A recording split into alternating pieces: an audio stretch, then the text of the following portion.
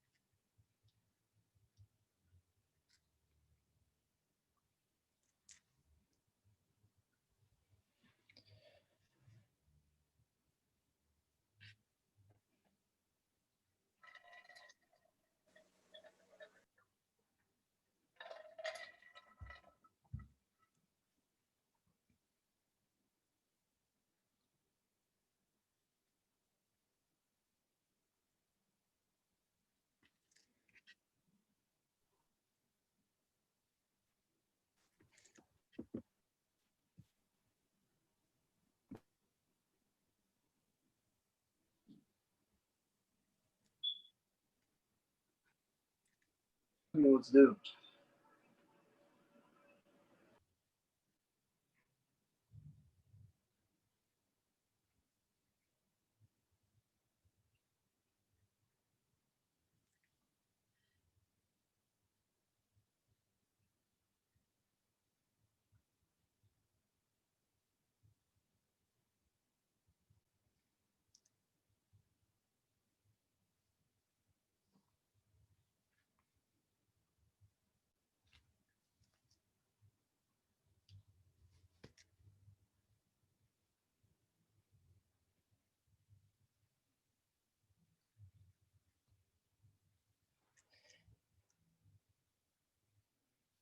All right, guys, we're gonna get started. Can you guys all let me know if you can hear me? We hear you. All right, can you guys all hear me? Yes. Okay, great. Yes. Sorry, I had my volume turned off. Okay, before we get into stuff today, I am in a different location today. I'm at my parents', so if for some reason the internet's a little goofy because it's slow here, just let me know if it starts cutting out or something like that.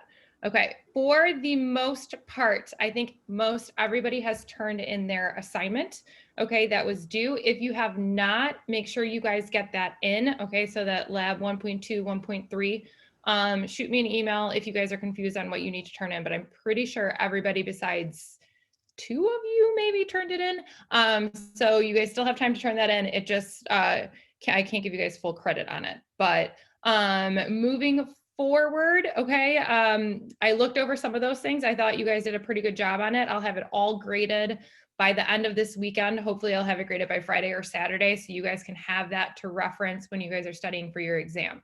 Okay, so your exam is going to be next Wednesday. We are supposed to be set to have a lab on Monday. I'm still up in the air if we were actually going to go in to do the lab or we're going to do it at home. I will let you guys know by Friday at the latest. The only reason I say that is because it's not that hard of a lab. It's nothing crazy like that. You guys can probably do it on your own. You can do it on a friend, those types of things. And I want to make sure we spend part of class on Monday reviewing for your exam on Wednesday. As of right now, yes, your exam is going to be in class, okay, next Wednesday. So you guys have to plan to be there. You have to make sure you have your calculator, okay? You have to make sure you have a pencil, okay? Pencil's easier so you guys can erase things because you guys are going to have a lot of math with it. If for some reason it changes and we have it on line at home, I will explain it all, but for now, operate on the fact that we will be meeting in class Wednesday for you guys to take your exam, okay? Any questions on any of that stuff? No? Okay, we are gonna jump right in and you guys can all see my screen, correct? Let me move you guys out of the way. Hold on a second. Okay. All right, so what we are going to go over today is basically pre-test screening, okay? So anytime you guys have a screening or some kind of fitness assessment that you guys have to give, there is an entire process that you need to go through in order to screen your client, athlete, whoever it may be, before you do this. This is for your legality, obviously, but also for the safety of yourself, but definitely for the safety of your patient, okay? So like it says here, it's essential to screen your patients, okay? We're trying to avoid any patients with pre-existing conditions, heart disease, any type of disease that they may have, trying to avoid them having an episode or something along those lines as we are giving them that fitness assessment, okay? So we wanna identify the risks of exercise-induced cardiac stress, okay? So that's stress to your heart. So like sudden cardiac death, okay? So that would be like the electrical impulses in your heart. Something happens, your heart suddenly stops, okay? And then a myocardial infarction is basically a heart attack. So that's when there's a blockage in the heart in one of the arteries and blood completely stops flowing, okay? So there's a lot of conditions and things that can lead up to cardiac death or myocardial infarction. So that's what we want to try to avoid. And this is why a lot of the times we need to screen and then also get medical clearance for your client. Okay, if at any point you guys have questions, just stop me. This is not the longest lecture, okay? It's pretty self-explanatory. Okay, so the goal of pre-tests that we are doing, okay? We wanna know, does the person have a medical condition that would actually prevent them from having the fitness assessment, okay? So that's goal number 1. Goal number 2, do we need to consult a physician before this person is actually able to do that fitness assessment, okay? So 1, we have to figure out if they have some kind of condition, and then we need to figure out if they need to go see a physician, okay? Also, we need to figure out, another goal is if it needs to be medically supervised while they're actually taking the fitness assessment. So sometimes you guys might have a client, the doctor actually needs to be present, okay, in order to give that fitness assessment to that client, okay? And then we have to figure out if they have other health medical concerns, so other diseases such as diabetes mellitus or any type of orthopedic injury, whether they have loss of cartilage, osteoporosis, have they had a knee injury, anything along those lines, okay? Any goals on this thus far? Or goals, any questions on this thus far? Okay. All right, moving along. Okay, so there are 3 minimal components, okay? And we are going to do more than these 3 minimal components, okay? The reason we want to do a little bit more than this is because we want to make sure that we are really getting to the nitty-gritty. We know exactly what our patient client needs from us. So the 3 minimum components to pre-testing is a health history questionnaire. Okay, I'll go over what these guys are later. Okay, a PAR-Q, which is a physical activity readiness questionnaire, and then obviously a medical exam from a doctor or a nurse practitioner or something along those lines. Okay, so those are the 3 minimum components that you can have. We are going to focus on 7 comprehensive screening steps. Okay, so informed consent, PAR-Q, medical and health history, signs and symptoms of disease, okay, coronary risk factor analysis, lifestyle education, okay, and disease risk classification, okay? So I'll go into every single one of these, so you don't need to write this down just a second, okay? On your slides, guys, it says page 66, 67, it's gonna say that. You guys do not have the book. You don't need the book. These do not correspond correctly with the book, so don't pay attention to that, okay? Just pay attention to the lecture and the slides that I have for you. Okay, so informed consent must be signed before anybody is testing anybody, okay? You have to actually have that signature on there and have it dated before you start a fitness assessment with anybody, okay? So the documents that the client has been informed of, okay? So this is what you're going to need to do. You're going to need to inform them of the actual procedures that would be involved in this test that you are doing. They have to know everything step by step outlined, okay? They need to know the physical benefits that are actually going to happen because of this fitness assessment. So let's just say it's something along the lines of some cardiovascular assessment on the treadmill, okay? What's going to benefit them, okay? Then they also need to actually understand the risks of this, okay? Because if they do have some type of pre-existing condition, your client might actually want to see, are these benefits really going to outweigh the risks? Okay, so you have to have procedures stated clearly, benefits marked, and also risk factors marked. Okay, you also need to notify the client that in this actual fitness assessment, they're volunteering. Okay, this isn't something that they have to do, it's basically they're volunteering for it. Okay, they agree to inform clinician of any problems. So that means if they have any problems throughout this entire fitness assessment, they agree that they then need to tell their clinician, okay? It's saving your butt as the person that is giving the fitness assessment to make sure that they inform their physician in case something does happen to them during the test. And then lastly, they have the right to withdraw or discontinue from the fitness assessment at any time. So we have to remember it is voluntary, okay? And they can withdraw at any time. All right, so make sure you guys know what needs to be put on a informed consent, okay? I will show you a slide at the end of this when I go into my book that shows you what an actual informed consent form would look like. If you guys ever had to do one of these, they can easily be found online, or a lot of the places that you would actually be working already are going to have these informed consent forms drawn up for you. But these are the components that absolutely must be within that informed consent, okay? Questions? All right, moving along. Okay, so your PAR-Q is your physical activity readiness questionnaire. It's a mouthful. You can just refer to it as your PAR-Q, okay? When I started out in this business, I had so many PAR-Qs that I had to have people fill out, okay? So basically your PAR-Q is going to identify if you need medical clearance, okay? So does your client actually need medical clearance? There's going to be 7 questions, okay? They're yes or no questions to these initial questions. If you completely answered no to every single one of these initial questions, you may begin with your assessment. If you answer yes to one of these things, there will be an additional 10 follow-up questions, okay? If you answer yes to any of the additional follow-up questions, then you're going to need medical clearance. So let me share my other screen with the PARQ here so you guys can see.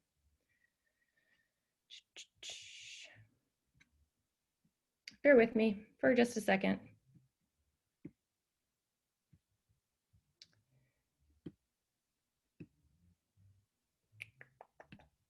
Okay, hold on. No, shoot, hold on, sorry guys. Okay, you guys can all see the PARQ? Okay, so if these are, again, are things that you guys can find online, or like I said, if you're working somewhere, they're probably gonna have all this stuff for you. But if you see these 7 initial questions right here, okay, these are your general health questions. And this basically, these are gonna be about the same on any PARQ that you find. So like, has your doctor ever said that you've had a heart condition? Do you feel pain in your chest at rest, during activity, anything along those lines? Do you lose balance, dizziness, anything along those lines, okay? You guys do not have this because it's obviously, you don't have the book, but make sure you reference back to this lecture, okay, and pause it when you guys need this, okay? So these are the 7 initial questions. Like I said, if you answer yes or no to all of them, you're good to go. You are able to actually start your fitness assessment. If you answer yes, okay, as you can see here in red, it's gonna say complete pages 2 and 3. Then if we go on to here, it is a pretty extensive questionnaire as to what is going on with the individual, okay? So it's gonna talk about arthritis, osteoporosis, so orthopedic things, any type of cancer, cardiovascular condition. So as you can see that this is all very extensive. So if you go to these second 2 pages and they actually answer yes, they need medical clearance before they were to do a fitness assessment. Doesn't matter what they answer yes to, you need that clearance, okay? Any questions on this PARQ stuff whatsoever? No? Okay, let me go back to the other screen. Okay, so moving along. Okay, so now we are with the health history questionnaire. Okay, this helps determine the need for medical supervision during an assessment. Okay, so if you're having an assessment, you actually need medical supervision throughout this assessment. So it's not just you that is providing the assessment, someone there that is medically qualified to watch that person, okay? It also determines whether medical referral is necessary. Hence, do you really need to get medical clearance for this from a physician, okay? You need to be available to answer questions. So what that means, you as the administrator of the test, while they're filling out this health history questionnaire, you need to be, technically you need to be present because you need to be able to answer any question that they actually might have on the entire form. Okay, and it also identifies absolute and relative contraindications. I will go over what those are. Okay, don't worry about that this second. So the next 2 slides are really important, so make sure you guys bookmark this. You're going to need this for your homework, so just be aware of that. Okay, so there are 10 things that a medical a health history questionnaire is going to ask you, okay? I'm gonna go through these quick and then I'm actually gonna show you them on another slide. So just hang with me for a second. So if there's any medical diagnosis that you've had, previous physical exam findings, history of your symptoms, recent illness, hospitalization, if you've been to the doctor, those types of things, orthopedic problems, medications used or drug allergies, lifestyle habits, exercise habits, work history, and family history. Okay, let me figure out where that, okay, so let me go to the other slides.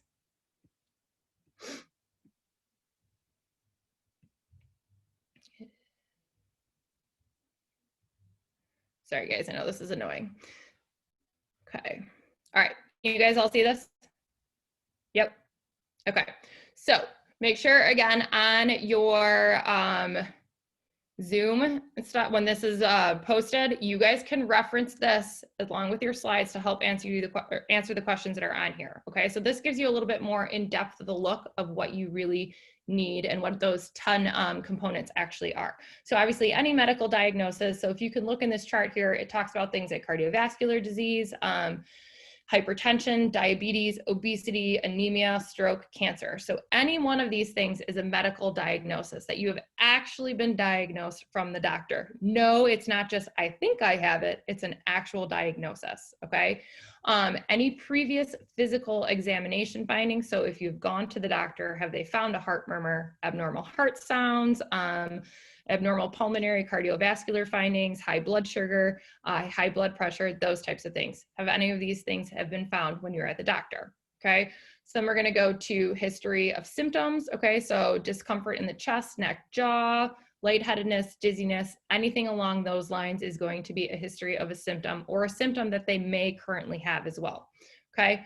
Recent illness, hospitalization, new medical diagnosis. So has anything recent happened or changed within their medical diagnosis? Have they recently had a heart attack?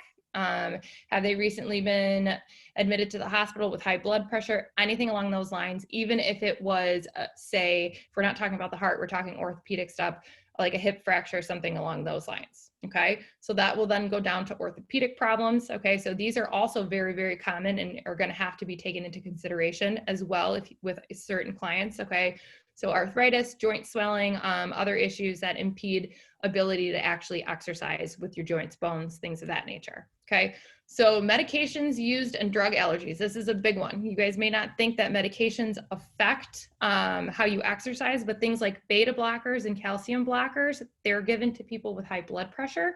Okay, and they basically slow down the heart. Okay, so the heart can work more efficiently.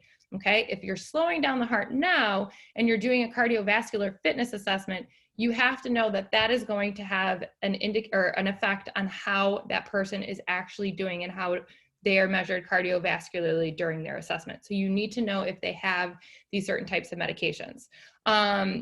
You also have to know drug allergies. Okay, even if it was just say a nut allergy and the person somehow ate some nuts before they came to do a fitness assessment, you need to know that that's what could be happening with the individual if they go and have an allergic reaction. Okay.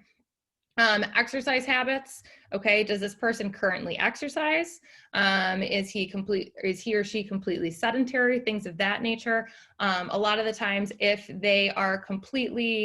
they do exercise and they have a heart condition, but they have no symptoms and they're currently exercising, normally they're given clearance to exercise. Okay, so you have to know their exercise habits. Okay. Work history, where has a person worked? Are they currently working now? Is it a strenuous job? Is it a sedentary job? All those types of things go into effect with your health history questionnaire. Okay, and then lastly, history or family history of disease. Okay, this is a big one. First degree relatives like mom, dad, brother, sister, have they had cardiovascular disease, pulmonary disease, stroke, sudden death, metabolic disease? So all that type of stuff goes in there. Okay. Any questions on that thus far? No, we're good. Okay, let me go back to the other screen now. We are cruising along, guys. We don't have that many slides left. Okay. All right. So when we were talking about the health history questionnaire, we talked about absolute contraindications and relative contraindications. Absolute contraindications. So that means something that goes against or something that would be harming them or hindering them from doing this fitness assessment. And the absolute means it is happening right then and now. Okay, they're currently going through this. So acute myocardial infarction, have they had a heart attack within the last few days? Okay, unstable angina, I don't know if you guys know what angina is, but it's pressure in your chest because of restricted blood flow. A lot of people have this, but it's stable and it's just something that they live with. If it's unstable, that means it's happening. They haven't been put on medication, things of that nature.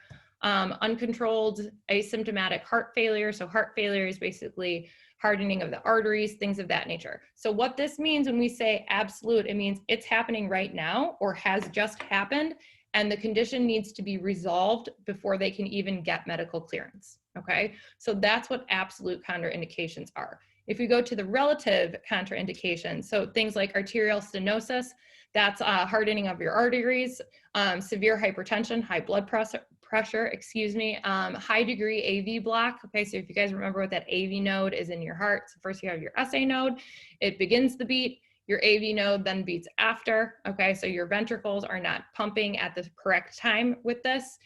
If these are things that they have, but they are currently being treated for it and they are under control, all they need is medical clearance. They're still gonna go to the doctor, but they can be cleared. As opposed to those absolute contraindications, that's what they're worrying about. They need to get that under control before they even go get clearance and can start a fitness assessment. Okay, questions on that at all? No? All right, cool, moving on. Okay, so then if we're talking about signs and symptoms, okay, so remember signs and symptoms of cardiovascular disease, things of that nature, you are going to need to know from your client, have they had past signs and symptoms? Are they currently going through signs and symptoms? Okay, so your clients should be referred to a physician if they have any of these listed conditions that I will go over. So even if they have one, they should be referred to that condition. Okay, if they have more risk factor or actual risk factors, they should still be admitted to a physician for medical clearance. And then if you have, the more risk factors you have, the higher your risk is. And I'll show you guys on a slide and what I mean about that. Okay, but if you have even just one, you need to make sure you're getting medical clearance before you're going through your fitness assessment. Okay, so coronary risk factor analysis. I don't want you guys to actually worry about the analysis part of it. Okay, I'm not sure we're really going to do that in this class. If we are, I will go through that formula and everything with you. Right now, I just want you to worry about what coronary risk factors actually are. Okay, so if I were you, I would write this down so then you can reference it. Okay, so age is obviously a risk factor, 55 for men, 65 for women or older. Okay, you're at higher risk for heart disease. Sex, so male or female. Unfortunately, males, you have a higher degree of heart disease. Okay, so family history, that means a first degree relative, so brother, sister, mom, dad, anything along those lines that have had a heart attack, has actual heart disease, things of that nature, that is a risk factor. Okay, then we also have high blood pressure. Okay, there's a couple different, I know CDC regulations are a little bit more lenient, but if you actually go to the Heart Association, the American Heart Association, they basically state anything that is 120/80 or above is considered elevated pre-hypertensive state. So you guys have probably heard 120/80, that's normal. Yes, technically, but according to the Heart Association, that's already getting into the pre-hypertensive phase. Okay, so then obviously anything above that is considered elevated, and then hypertension stage 1 is anywhere 130 over, or 130 to 139 over 80 to 89, and then once you get to high blood pressure, that's already that 140/90 or above. So if you guys want to reference something on this, look at the American Heart Association if you're going to look at that. Okay, another risk factor would be cholesterol. So you guys remember LDL and HDL. LDL is your bad, HDL is your good. So if you don't remember, that's a little review for you guys. So LDL, you want it to, anytime, if it's considered bad, it's 130 or over. You want to have it 120 between 120 and 130. Okay, so if it's over 130, you are high cholesterol. So your HDL normal level is about 60. You want it over 60, okay, in order for that to be considered good. Anything under 60 is considered bad. And then remember your total cholesterol, you guys want to be 200 or below. Okay, so those are those numbers. You guys can also Google this. You can easily find it. Okay, so other risk factors again, diabetes, that's one other risk factor. And then being overweight or obese is also a risk factor. So make sure you guys remember these risk factors. Okay, so if we're talking about lifestyle evaluation, okay, so we're talking, do they smoke, do they drink, do they have a bad diet, are they physically active, or are they sedentary? These are all things that need to be taken into consideration. Okay, smoking is considered a risk factor. Okay, so if that can also go into coronary risk factors as well, guys, sorry, but because it's a lifestyle change, or it can be considered a lifestyle change because you can change it on your own just by quitting. Okay, but all things that you guys need to consider when you are looking at this. Okay, any questions thus far? Okay, all right, we have 3 more slides, almost done. Okay, so I talked about risk stratification. Okay, so if you have one risk factor, where are you? If it keeps going up, what is your risk factor? So low risk factor, so make sure you guys reference this chart, is basically asymptomatic men and women who have one cardiovascular disease factor or less. Okay, don't pay attention to the form 2.6 right now. Okay, so that would be, you would be considered low risk. Do you guys, an asymptomatic means they don't have symptoms of this. So you actually have it happening, but they're not feeling the symptoms. Okay, moderate risk factor would be asymptomatic men and women that have 2 or more. Okay. And then high risk is any individual that has a known cardiac, peripheral vascular, cerebrovascular, those types of disease. If you have a known factor, okay, and you go to the doctor, they say you have coronary artery disease, you are pre-hypertensive, those types of things, you are high hypertension or high blood pressure, then you are considered high risk. Okay, so you are actually experiencing this, okay? And there's other signs or following signs and symptoms down here that you guys can kind of look at that go into the high risk category, okay? And then obviously this chart is gonna give you exercise recommendations, okay? So low risk, moderate exercise, vigorous exercise are not exactly, they're not necessary. Okay, so what that means is you don't really have to test that individual. If they are a moderate risk, then you need to make sure that you have medical supervision during those types of things. So once you go up to moderate or high risk, you should be having that medical supervision. If you guys look at moderate exercise here and moderate risk, it says not necessary. And remember, submax is kind of moderate, so you don't need someone there to help you. Okay, so obviously if you're low risk, you don't need medical supervision. Moderate risk, you do if it's vigorous exercise. High risk, you do for both moderate and vigorous exercise. Okay, all right. Those are all the slides we have. Let me show you really quick one more thing that I can take you guys through. Hang on a second. So you guys can kind of see what these questionnaires and stuff look like. Bear with me. Okay, so if you guys see, this is a pre-participation health screening form. Okay, so there's going to be lots of questions that you're going to ask. So it's going to take you step 2 or step 1, step 2, step 3. Not everything is exactly like this form. Okay, this is just an example of a form that you would go through. So it's got a lot of questions. And then let me keep going. So this would be something what your informed consent would look like. So obviously they would print their name, they tell you the test that you have, and then at the end of it, just like we talked about, see, look, it says benefits of the tester, inquiries, confidentiality, risks, discomfort. Okay, so this is something good that you guys can maybe look up. You don't necessarily need this right now, but I just want you guys to see what it is. And then obviously it needs to be signed by you, a witness, supervisor, from someone that's obviously where you guys are working, okay? You guys have seen the PAR-Q. Hold on. God, my computer's slow. Okay, and then this is another portion of the health history questionnaire, okay? So you're gonna put all their background information, all of this stuff right here, then it goes to signs or symptoms or signs of suggested disease, all right?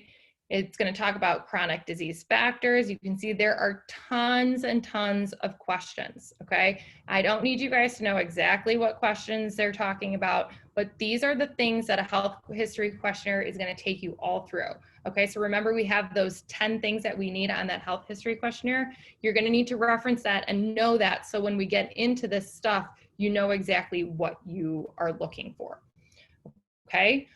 Any questions thus far on this actual lecture? Are we okay so far? We're okay? All right. Last thing, let me show you what you guys are responsible for your homework this week, okay? So it is under the Lab 2 section, and hold on, let me have it, I have it right here.